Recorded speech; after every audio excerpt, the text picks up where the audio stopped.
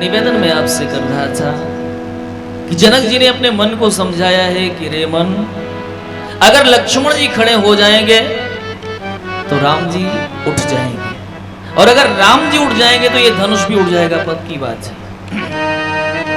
अब लक्ष्मण जी उठे कैसे? तो जनक जी ने युक्ति लगाई। लक्ष्मण जी को उठाना कौन सा बड़ा काम है? थोड़ा सा क्रोधपूर्ण बातें की जाए, अपने आप लक्ष्मण जी उठ जाएंगे। और जनक जी ने वही काम किया। जनक जी ज्ञानी है, ज्ञानी को क्रोध नहीं आता, लेकिन आज बोले वचन रोष जनु साने क्रोध का नाटक कर रहे हैं। और आपसे सही बताऊं, क्रोध जो है ना, ये नाटक का ही हो तब ही अच्छा है। सही में क्रोध नहीं करना चाहिए, नाटक का क्रोध करना चाहिए। अब क्रोध करना भी चाहिए, लेकिन इतना समझ कर कि क्रोध हम कर रहे हैं, क्रोध हमारे वश का है, हम क्रोध के वशीभूत हो जाएंगे तो दिक्कत है। हम क्रोध कर रहे हैं इस बात का एहसास होना चाहिए। अब क्रोध हमारे साथ जो मन करे सो कर ले, ये ठीक नहीं, होना तो चाहिए, उसकी भी शोभा है। क्रोध का नाटक होना चाहिए। हुआ ना, आपने एक कथा सुनी होगी, एक गांव में एक सर्प रहा करता था। गांव से बाहर बाग थी, उस बाग में एक बड़ा विकराल सर्प रहा करता था। जो भी उस रास्ते से गुजरता था, सब सर्प जो फुंकार मारता था बड़ी जोर से, सब लोग डर करके भाग जाते थे। एक दिन एक संत उस गांव से गुजरे। जब गांव से गुजरे तो लोगों ने कहा, बाबा उधर से मत जाना। काहे नहीं जाएंगे? कहा उधर से जाओगे तो बहुत बड़ा भयंकर सांप है, वो फुंकारता है और डस लेगा तो फिर समस्या हो जाएगी। बाबा ने कहा कोई बात नहीं, हमारा चेला बन जाएगा वो, हम तो उसी रास्ते से जाएंगे। और संत भगवान उसी रास्ते से आगे बढ़े। और जैसे ही देखा संत को फुंकार लगाई उसने जोर से, संत भगवान ने सर्प से कहा है कि भैया तुम क्यों इतना फुंकार करते हो, क्यों काटते हो लोगों को? अरे लोग डरते हैं, इस रास्ते से नहीं आ पाते। देखो क्रोध अच्छी चीज नहीं है। अब ऐसा समझाया संत भगवान ने कि सांप तो बिल्कुल साधु हो गया। ठीक है, माना जाए आज के बाद फिर कभी क्रोध नहीं करेंगे। मैंने दक्षिणा दिया आपको, गुरु दक्षिणा दिया, आज के बाद कोई क्रोध नहीं करेंगे। अब संत भगवान वहां से लौटे और गांव वालों को बताया, देखो सांप हमारा चेला बन गया, आप देखो कुछ नहीं बोलेगा। और सही बात है, जब बच्चे वहां पे जाएं तो कुछ न बोले सांप। अब बच्चों को लगा कि भैया आप कुछ नहीं बोलता तो एक काम करो, चलो सांप को रस्सी बना लो। बड़ा सांप था, रस्सी बना लिया, डाल पर डाल दिया और उस रस्सी को रस्सी बना करके सांप पर ही झूला झूल लें। खूब आनंद से। बेचारा सांप जो है क्रोध नहीं करता था, लेकिन अधमरा सा हो गया। एक दिन संत भगवान फिर उस रास्ते से आए तो सांप को देखा तो बेचारा एक कोने में कराह रहा था। संत भगवान को बड़ा अजीब लगा। संत भगवान ने कहा, भैया ये कौन सा कुसंग तुमने किया जो तुम्हारी ये दुर्दशा हो गई? सांप ने धीरे से कहा, सरकार कुसंग का असर नहीं है, ये सत्संग का असर है। ये सत्संग का असर है जो आज मैं ऐसा हो गया हूं। मतलब कहा, आपने उपदेश किया था कि मत क्रोध करना, तो हम क्रोध नहीं करते। अब क्रोध नहीं करते हैं तो सारे बच्चे हमको रस्सी समझ के झूला झूलते हैं। कोई पूंछ खींचता है तो कोई मुंह खींचता है, कोई पीठ खींचता है, सब खींचता है, कुछ नहीं बोल पाए। संत भगवान ने कहा कि भैया तुमने उपदेश को समझा नहीं। मैंने ये थोड़ी कहा था, मैंने कहा था काटना मत, लेकिन फुंकारने के लिए तुम्हें कोई मना थोड़े किया था। अरे भैया अगर फुंकारोगे नहीं, फूफा नहीं करोगे तो फिर तुम्हें लोग बर्बाद कर देंगे, मार डालेंगे। काटो मत, काटोगे तो हिंसा होगी। अगर काटोगे तो कोई मर जाएगा, और अगर फुंकारोगे भी नहीं तो तुम मर जाओगे। इसलिए अपनी सुरक्षा भी जरूरी है।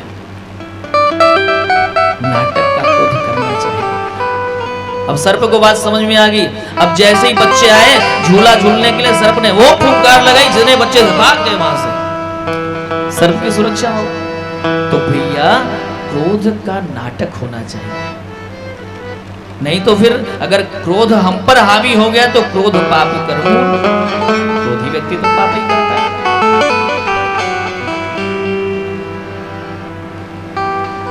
जनक जी महाराज ज्ञानी हैं, उनके जीवन में क्रोध नहीं है, लेकिन आज क्रोध कर रहे,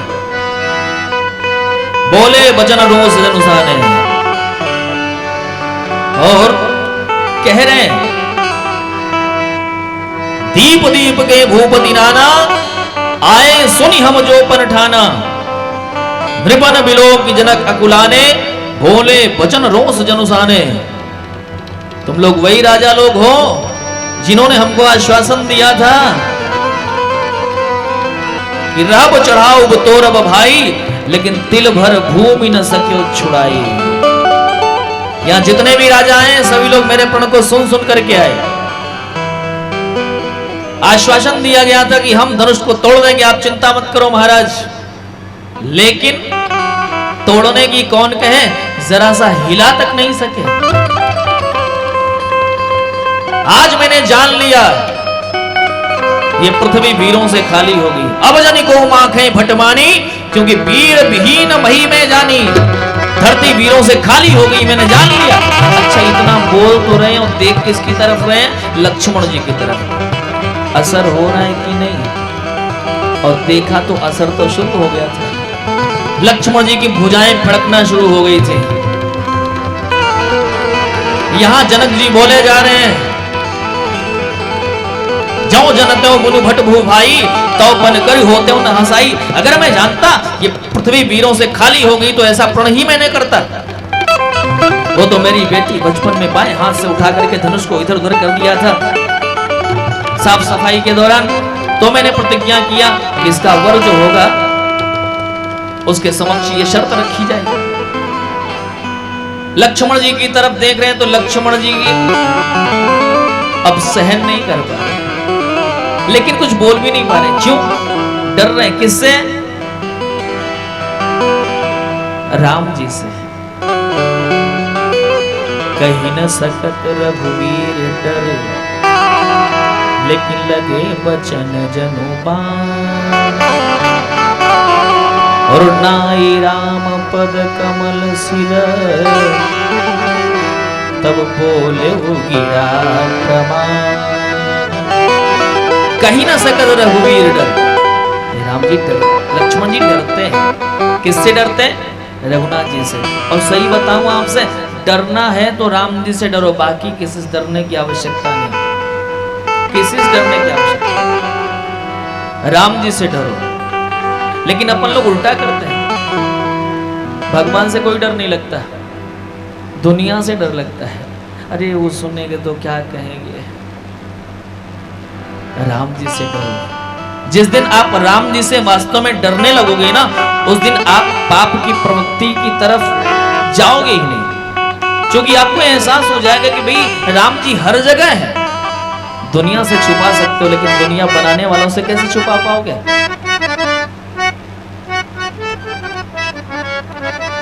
राम जी से डरो। और जो राम जी से डरता है वो पाप कर्म में कभी प्रवृत्त नहीं होता है। कहीं न सकत रघुवीर डर, जबकि कष्ट कितना है, लगे बचन जनु बाण। जनक जी के वचन जो है एकदम बाण जैसे लगे, और जब सहन नहीं हो पाया, बोलना ही पड़ा, तो पहले क्या किया? नाई राम पद कमल सिर, पहले राम जी को प्रणाम किया, अब फिर बोलना शुरू किया। बोले गिरा प्रमाण, अब तो बोलते हैं लक्ष्मण। लक्ष्मण जी जब बोलते हैं तो गजब का बोलते हैं। लखन सकोप वचन जे बोले, डगमगानी महि दिग्गज डोले। धरती हिलने लगती है जी। जनक जी संकोच में आ जाते हैं, जानकी जी हर्षित हो जाते हैं। जनक जी मन ही मन प्रसन्न हो गए कि भैया डंडा खड़ा हो गया, अब झंडा लहराएगा ही लहराएगा। लक्ष्मण जी बोलना शुरू करते हैं, कही जनक जस अनुचित वाणी विद्यमान रघुकुल मणि जानी। हे जनक, आपने बहुत अनुचित बात का प्रयोग किया है। एक ने कहा जनक जी ने मान लो अनुचित कहा है तो तुमने कौन सा उचित कह दिया? अरे जनक जी बड़े हैं, आयु में बड़े हैं, ज्ञान में बड़े हैं, अगर कुछ बोल भी दिया तो तुम्हारा फर्ज नहीं था। गुरु जी तुम्हारे बोलते तो ठीक होता, तुम्हारा बोलने का फर्ज नहीं, उचित तुमने नहीं किया। लक्ष्मण जी ने कहा आज बड़े छोटे की बात नहीं है, आज सिर्फ मैं बोलूंगा, दूसरा कोई नहीं बोलेगा। कहा क्यों आप बोलोगे? कहा इसलिए मैं बोलूंगा क्योंकि सभा में बैठने वाले हैं रघुवंश मणि विद्यमान रघुकुल मणि जानी। राम जी बैठे होते तो मैं न बोलता, रघुनाथ बैठे होते मैं न बोलता, करुणाल ध्यान बैठे होते तो मैं न बोलता, लेकिन इस सभा में बैठने वाले हैं रघुवंश मणि, राम जी है मणि और मैं हूं फणी। शेष सहस्त्र शीस जग कारण सोई अवतरो भूमि भय डार। शेषावतार ही तो लक्ष्मण जी हैं। मानो लक्ष्मण जी कहना चाहते हैं वैसे तो फणी नहीं बोलेगा, लेकिन जब मणि पर कोई संकट आएगा तब भी फणी नहीं बोलेगा तो फिर बोलेगा कब? इसकी क्या समझ? वो कृष्णावतार की घटना आपने सुनी होगी। जब कन्हैया माखन चोरी की लीला किया करते थे तो उस समय यशोदा मैया के पास रोज शिकायत करने आती थी, चोरी चोरी माखन खाए गयो रे एक बालक छोटो सो। चोरी चोरी चोरी चोरी चोरी माखन खाए गयो रे एक बालक छोटो सो। मैंने वहां से पूछी लाला कहाँ तेरो नाम रे, तो कनुआ कन्हैया बताए गए एक बालक छोटो सो। रोज शिकायत आती थी। मैंने वहां से पूछी लाला कहाँ तेरो गाँव रे, तो गोकुल वृंदावन बताए गए रे, गोकुल वृंदावन बताए गयो रे एक बालक छोटो सो। निवेदन आपसे करूं, माखन चोरी की लीला किया करते थे कन्हैया, तो उस समय यशोदा मैया स्वीकार नहीं करती थी शिकायत। बोला कि भाई रंगे हाथ पकड़ के लाओ, तो गोपियों ने एक दिन काम किया, जिस छीके पर रखा हुआ था मक्खन की मटकी रखी थी वहां पर छोटी छोटी घंटियां बांध दी। अब कन्हैया आओ, जैसे छीका पकड़ोगे घंटी बजेगी तो तुम पकड़ लिए जाओगे। अब कन्हैया दुर्भाग्य से उसी घर में पहुंचे चोरी करने के लिए, और जैसे ही देखा तो छोटी छोटी घंटियां बधी हैं। कन्हैया ने कहा भैया काम तो गड़बड़ हो गया, लेकिन चिंता मत करो, चोरी तो यही करेंगे। तो भगवान कृष्ण ने घंटियों से कहा, हे घंटियों जानती हो मैं कौन हूं? घंटियों ने कहा जी सरकार हम जानते हैं, आप अखिलेश्वर परात्पर पूर्ण ब्रह्म परमात्मा भगवान कृष्ण हो। कहा फिर तो हमारे ऐश्वर्य से तुम परिचित होगी? कहा बिल्कुल परिचित है। कहा देखो मैं छीका पकड़ूंगा बजना मत? कहा बिल्कुल नहीं बजूंगी। मैं मटकी उतारूंगा बजना मत? नहीं बजूंगी। ग्वाल वालों को मक्खन खिलाऊंगा बजना मत? कहा बिल्कुल नहीं बजूंगी। भगवान कृष्ण ने शुरू किया, एक के ऊपर एक के ऊपर, सबसे ऊपर अध्यक्ष महोदय, सबसे ऊपर। और जैसे छीका को पकड़ा घंटी नहीं बजी, मटकी उतार ली घंटी नहीं बजी, ग्वाल बालों को मक्खन खिलाया घंटी नहीं बजी, बंदरों को मक्खन खिलाया घंटी नहीं बजी। और जैसे ही सोचा कि हम भी थोड़ा मक्खन खाएं, और जैसे ही मक्खन अपने मुंह में डाला वैसे ही घंटी टन टन टन टन टन घंटी बजना शुरू हो गई। और जब घंटी बजी है तो सारी गोपियों ने आकर के भगवान कृष्ण को पकड़ लिया। बेलून डाउन, भगवान कृष्ण को आकर के पकड़ लिया। भगवान कृष्ण ने घंटियों से पूछा, अरे घंटियों तुमने मेरा कहना नहीं माना?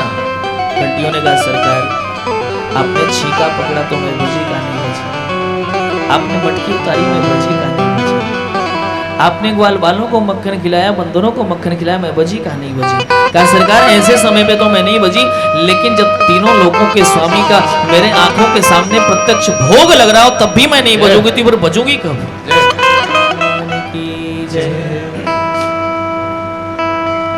संसाधन कितने भी अच्छे हो जाए,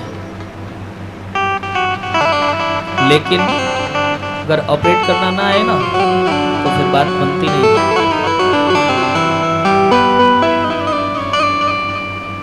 बहुत बढ़िया कार हमने खरीद लिया, चलाने का शऊर नहीं है तो समस्या हो जाती है।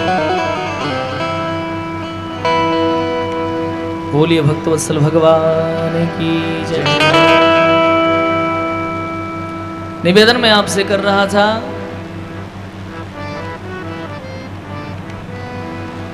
भगवान श्री राम को प्रणाम करके लक्ष्मण जी ने बोलना शुरू किया है और गजब का बोले हैं। जितने राजा थे ना सब धड़ाम धड़ाम अपनी कुर्सी से गिरना प्रारंभ हो जाते हैं। लक्ष्मण जी ने कहा भैया अगर आप आदेश करो तो इस धनुष की कौन के ब्रह्मांड को उठा लो। दुष्ट राजाओं ने आपस में कहा भैया हमने पहले ही कहा था घर चलो, अब ब्रह्मांड उठ रहा है अब कैसे बचोगे? तब तक दूसरे ने कहा क्यों रे तेरा घर ब्रह्मांड के बाहर है क्या? नहीं है तो ब्रह्मांड में ही। कहा फिर जब उठाएंगे तो उड़ जाएंगे, रख देंगे तो स्थिर हो जाएंगे। लक्ष्मण जी ने सुन लिया। लक्ष्मण जी ने कहा रखूंगा नहीं, कांचे घट जी में डारो फोरी, इस ब्रह्मांड को कच्चे घड़े के समान पटक करके फोड़ दूंगा। एक ने कहा भैया फिर क्या होगा? जो सबका होगा वही अपनों का भी होगा, सबका जो होगा वही होगा। एक ने कहा कि लक्ष्मण जी ब्रह्मांड की बात नहीं धनुष की बात करो। तो लक्ष्मण जी कह रहे हैं कमल नाल जिमि चाप चढ़ावो, जो जन शत प्रमाण ले धामो।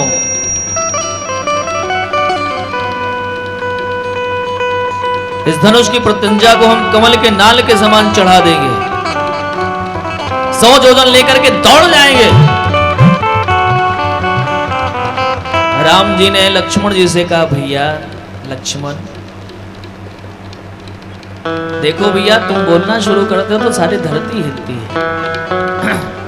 सभी लोग हिलडुल गए। लक्ष्मण जी ने कहा भैया सब लोग हिलडुल गए लेकिन 2 लोग अभी भी नहीं हिले। कौन कौन? कहा भैया एक तो धनुष नहीं हिला है और दूसरे आप नहीं हिले, बाकी सब हिलडुल गए लेकिन 2 जने नहीं हिले।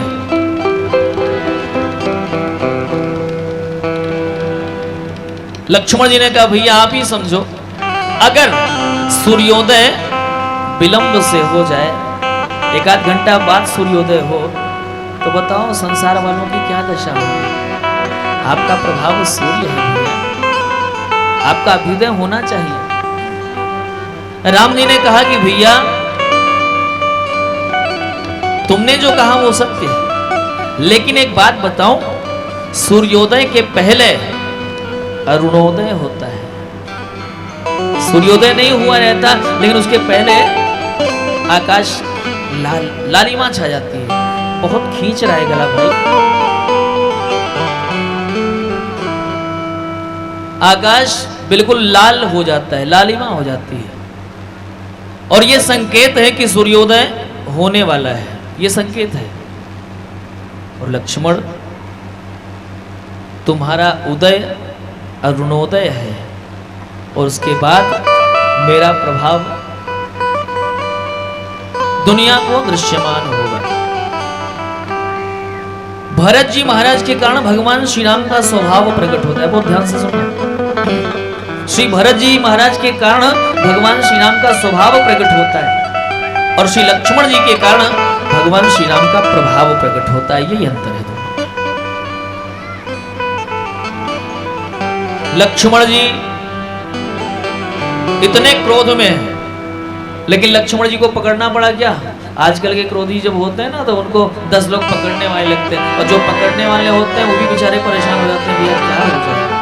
और जब उसको पकड़ा जाता है और क्रोध दिखाता है, लेकिन लक्ष्मण जी का क्रोध गजब का है। सयन ही रघुपति नयन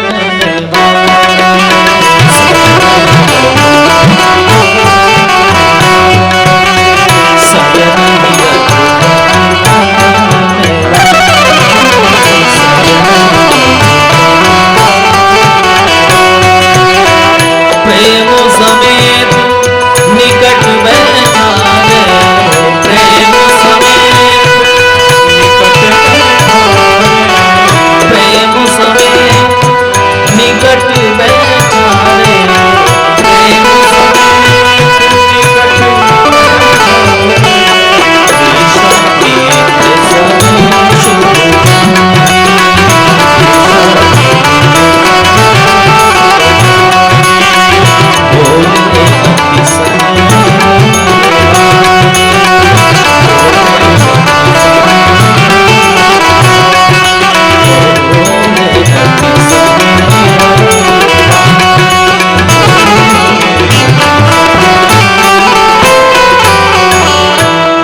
विश्वामित्र जी महाराज शुभ समय जान करके कह रहे हैं, मैंने कहा आपसे लक्ष्मण जी इतने क्रोध में है, लेकिन शांत कराने में बहुत ज्यादा मेहनत नहीं पड़ी। क्या किया? राम जी ने इशारा कर दिया, सयन ही रघुपति लखन निवारे। इशारा कर लखन, लखन हो गया भैया। और लक्ष्मण जी तुरंत शांत हो गए, बगल में बैठा गया। अच्छा, जो सेवक होते हैं ना, वो दो तरह के होते हैं। एक सेवक जो उच्च कोटि के होते हैं, वो बल्ब के सदृश होते हैं। स्विच ऑन, बल्ब चल गया, स्विच ऑफ, बल्ब बुझ गया, उत्तम कोटि के सेवक। और एक होते हैं वो पंखे जैसे। आप कहीं से गर्मी में आए, स्विच ऑन किया, पंखा चलेगा तो जरूर, लेकिन पहले वो अपने मन से धीरे धीरे धीरे, फिर बाद में हवा देगा। और फिर जब बंद भी आप करोगे तो तुरंत बंद नहीं होगा, अपना धीरे धीरे चक्कर लगा के पूरा चक्कर काटने के बाद तब बंद होगा। ये निम्न प्रकार के सेवक हैं। इन सेवकों से कोई बात कहो ना तो पहले अपना जो है अपने हिसाब की बात कर लेंगे, फिर मानेंगे आपका कहना, लेकिन देरी करेंगे। निवेदन आपसे करूं, लक्ष्मण जी कैसे हैं? सयन ही रघुपति लखन निवारे। जैसे ही इशारा किया, लक्ष्मण जी चुपचाप बैठ गए राम जी के बगल। विश्वामित्र जी कहते हैं राम जी से, उठो राम भंजन भवचारी। राम उठो, इस धनुष को तोड़ दो। भगवान श्री राम ने क्या किया? सुनि गुरु वचन चरण सिरुना, हर्ष विषादन कछु। भगवान श्री राम ने सबसे पहले काम कौन सा किया? सुनि गुरु वचन चरण सिरुनावा। सबसे पहले गुरुदेव को प्रणाम किया, तब उठे।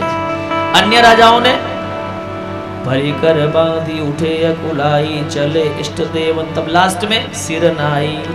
और राम जी सुनि गुरु वचन चरण सिरुनावा, यही राम जी का रामत्व है। हर्ष विषादन कछु आ, न हर्ष है न विषाद है। ठाणे भेउटी सहज सुभाए, धवनि जुबान मृगराज नीरजाए। राम जी उठते हैं तो ऐसा लगता है जैसे सिंह उठ रहा, चलते हैं तो लगता है मतवाला हाथी चल रहा, ऐसी मस्ती चाल रहा। सहज ही चले सकल जग स्वामी, मत मंजुवर को जगदा। क्या शान चाल अलबेली है, गजलाज रहे मस्ते मस्ते। क्या शान रस रूप माधुरी झलकत है, सदा चले रस्ते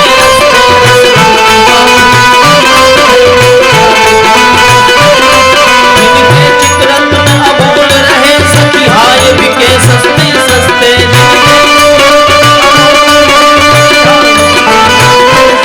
श्री राम लला रघुनंदन ने दिल छीन लिया, हंसते हंसते श्री राम लला।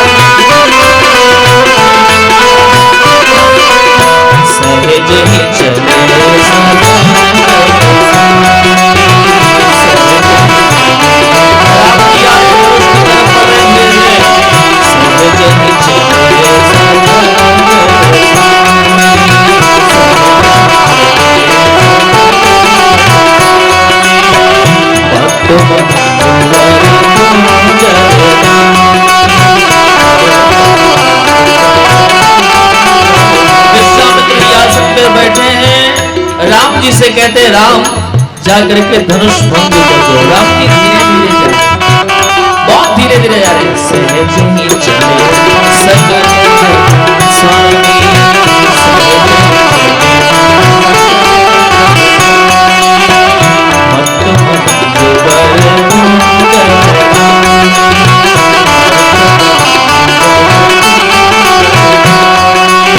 राम जी चल रहे हैं और जितने भी जनकपुर वासी हैं वो सभी लोग राम जी को चलते हुए देख रहे हैं, तो सभी लोग कह रहे हैं अपने पितरों को मना रहे हैं।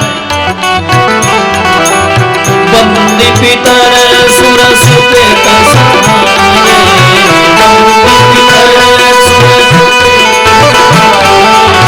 जो कछु पुण्य प्रभाव हमारे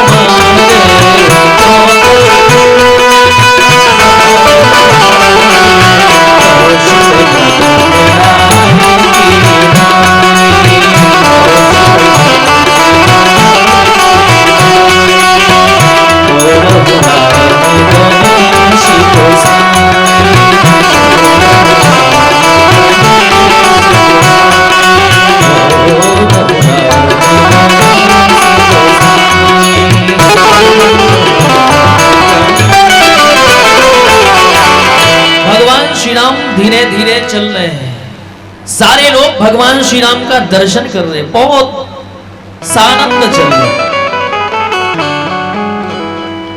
निवेदन आपसे करूं, जितने मिथिलापुर के नर नारी हैं सब लोग यही कह रहे हैं कि ठाकुर अगर हमने कोई पुण्य किया हो तो आज वो पुण्यों का फल हमें चाहिए। भगवान श्री राम के द्वारा ये शिव धनुष भंग हो जाना चाहिए। जानकी जी सभय हृदय बिनमत जहिते ही, वो सभी से प्रार्थना कर रही है। भगवान शिव से कहती भोलेनाथ ये शिव ये धनुष भी आपका है, इसलिए आप कृपा करो। आज तक मैंने आपकी पूजा करी है, करो सफल आपन सेवकाई। आज सफल करो, उस पूजा का फल मुझे चाहिए।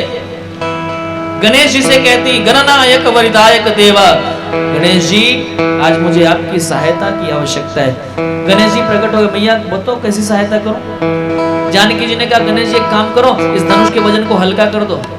गणेश जी ने कहा हम ही मिले थे धनुष का वजन हल्का करने के लिए, हमारा ही वजन कौन सा बहुत हल्का फुल्का है कि हम धनुष का वजन हल्का कर देंगे। जानकी जी ने कहा गणेश जी आप वजन को हल्का करने की क्रिया में निपुण हो। कहा कैसे पता? कहा गणेश जी आप जितने मोटे ताजे दिखाई पड़ते हो, जितने भारी भरकम दिखाई पड़ते हो, अगर उतने वजनदार होते तो बताओ चूहे की औकात थी जो आपको पीठ पे बैठा करके तीनों लोगों को घुमा देता है। अगर उतने भारी होते चूहे पे आप बैठ सकते, चूहा आपके वजन को सहन कर सकता था? मतलब जब चूहे पे बैठते हो तो वजन को हल्का करके बैठते हो, इसलिए प्रभु हल्का कर दो। गणेश जी ने कहा अच्छा मैं ये बता कितना हल्का कर दूं? 100 किलो कर दूं, 50 किलो, 25 किलो, 2 किलो, 1 किलो, कितना कर दूं? 250 ग्राम। जानकी जी ने कहा पता नहीं 250 ग्राम भी उठा पाएंगे कि नहीं उठा पाएंगे। क्यों? संदेह क्यों है? जानकी जी ने कहा मैंने देखा था इन्हें पुष्प वाटिका में, 1 दोना फूल मात्र लिए थे। 1 दोना फूल का कितना वजन होगा? 1 दोना फूल मात्र लिए थे, लेकिन उसको उठाने में इनके माथे से पसीने छलछला रहे थे। पुष्प वाटिका में भाल तिलक श्रम बिंदु सुहाए, शवन सुभग भूषण छवि छाए, पसीने आ रहे थे। बस इतना काम को जितना उठा सके उतने हल्के हो जाओ। धनुष से कहती धनुष वजन, धनुष हल्का हो जा। धनुष ने कहा भरे दरबार में हल्का हो जाऊं? दरबार में लोग जाते हैं तो हल्के लोग भी बड़े भारी भरकम बन के जाते हैं, और आज यहाँ तो महाराज सब भारी भरकम भी लोग ही हैं। और क्यों ना हो, भारी भरकम के शादी में अपन लोग आए हैं, कोई लौकिक शादी में नहीं, दुनिया की शादी में, दुनिया बनाने वाले की शादी में आए तो भारी भरकम तो होना ही चाहिए।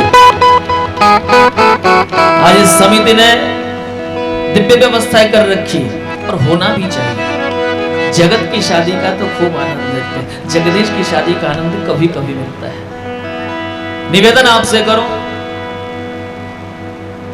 धनुष ने कहा भरे दरबार में हल्का हो जाओ। जानकी जी ने कहा धनुष तू सोच तो सही, तेरा भार उठाने कौन आ रहा है? तेरा भार उठाने रघुनाथ जी आ रहे हैं, और जिसका भार भगवान श्री राम खुद उठाने के लिए चल करके आ रहे हो, वो भी अपने अभिमान के वजन से वजनदार बना रहे, तो फिर मतलब क्या रहेगा? हल्का हो जाए। और धनुष कहता है, मां अपना वजन कहां डाल दूं? जानकी मिया ने कहा, निज जड़ता लोगन पर डारी। धनुष तू इतना वजनदार है कि उठाए नहीं उठता, और ये दुष्ट राजा इतने हल्के बिना उठाए उठ जाते।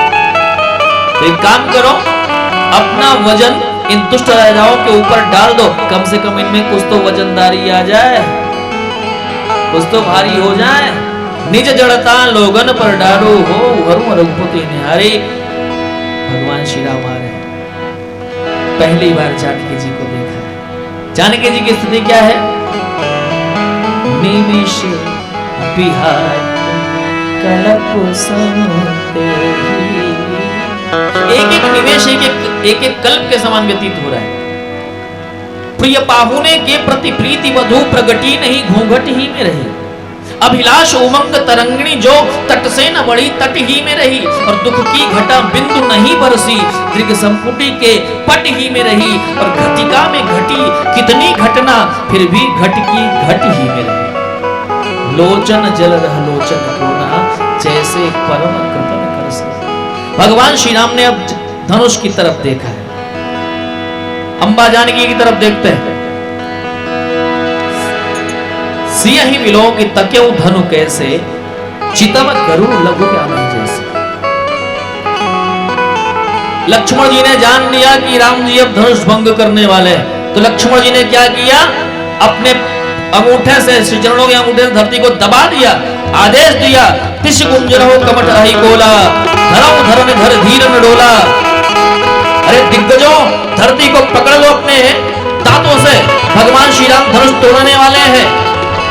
निवेदन आपसे करूं, भगवान श्री राम धनुष के पास आए, जानकी जी को देखा, और जानकी जी को देखने के बाद धनुष को देखते हैं, और फिर क्या करते हैं? गुरुदेव को मन ही मन प्रणाम कर रहे हैं। गुरु ही प्रणाम मन ही मन कीना अतिला उठाए धनुलीना। गुरु ही प्रणाम मन ही मन कीना अतिला उठाए धनुलीना।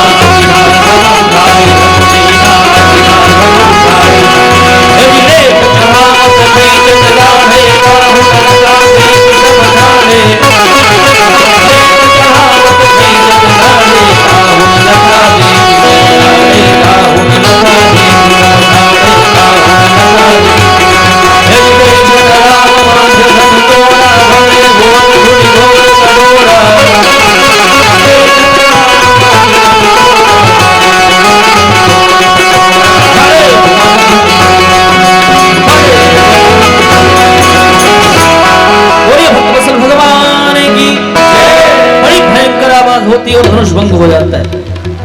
सारे देवता लोग आकाशमान से पुष्पों की वर्षा करने लगते हैं। सारी मिथिलानियां नाचना शुरू कर देती हैं। तोड़ दिया तोड़ दिया तोड़ दिया रे, तोड़ दिया तोड़ दिया तोड़ दिया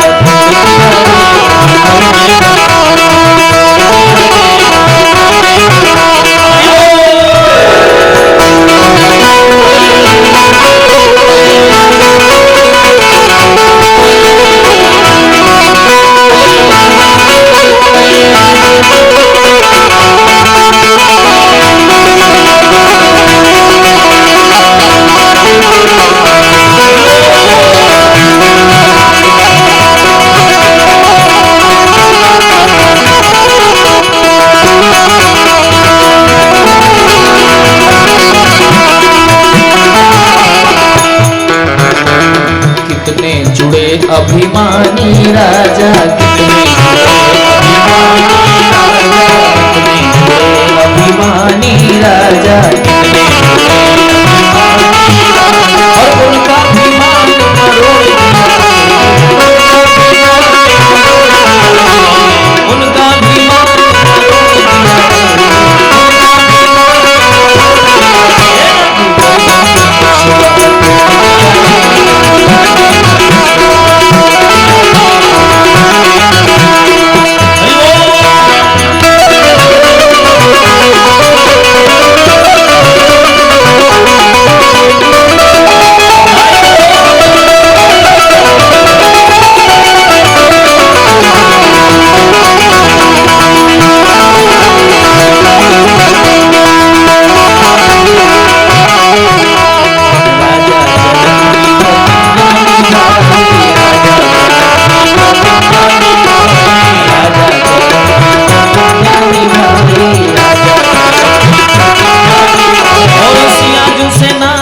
जोड़ लिया रे सिया जो से नाता जोड़ लिया रे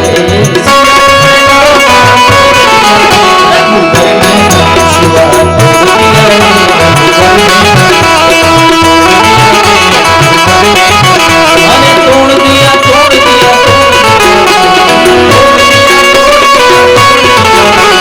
तोड़ दिया तोड़ दिया तोड़ दिया रे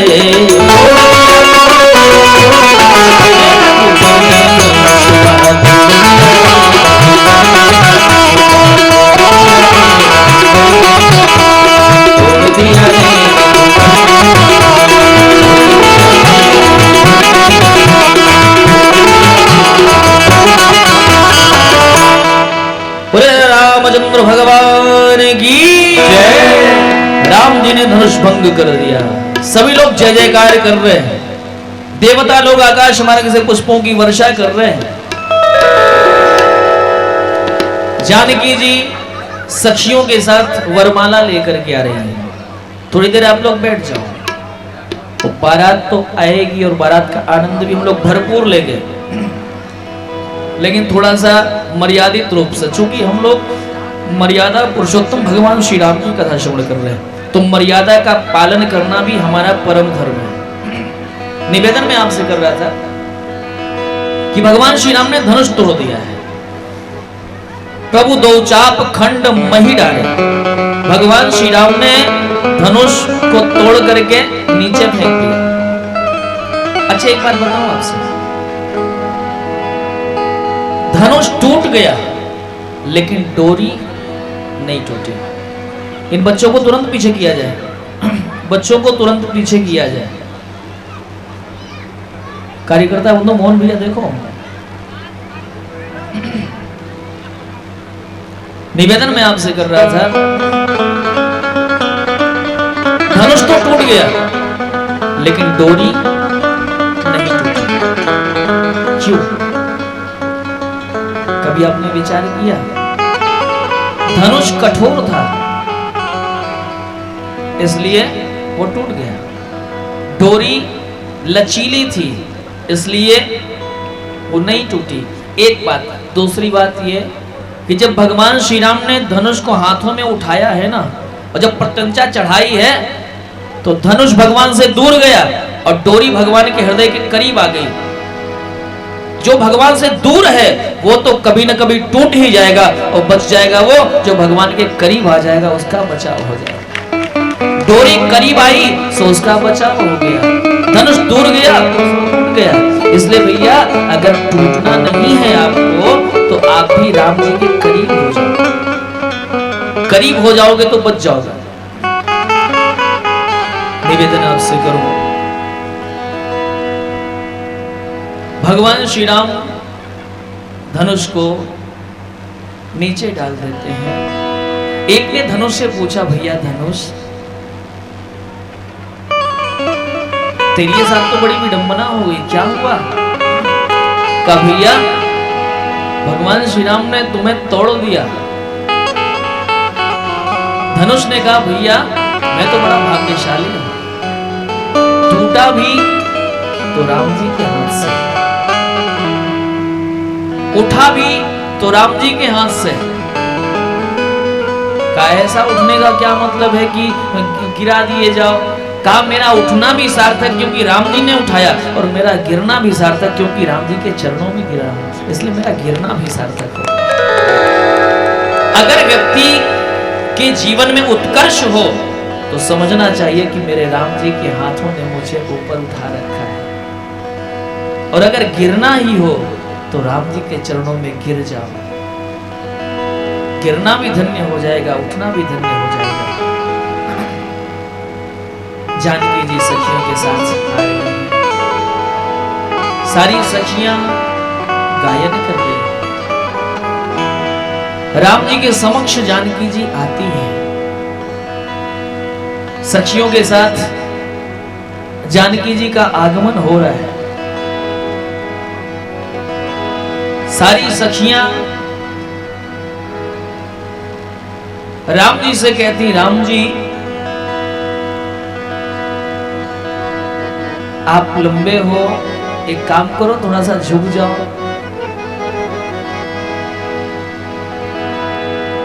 राम जी तो झुक ही जाते हैं, लेकिन एक सखी ने कहा, जैसे ही राम जी झुकने वाले थे, बहुत ध्यान से सुनना, जैसे ही राम जी झुकने वाले थे तो एक सखी ने कहा, अरे गजब हो गया, आज क्या हुआ?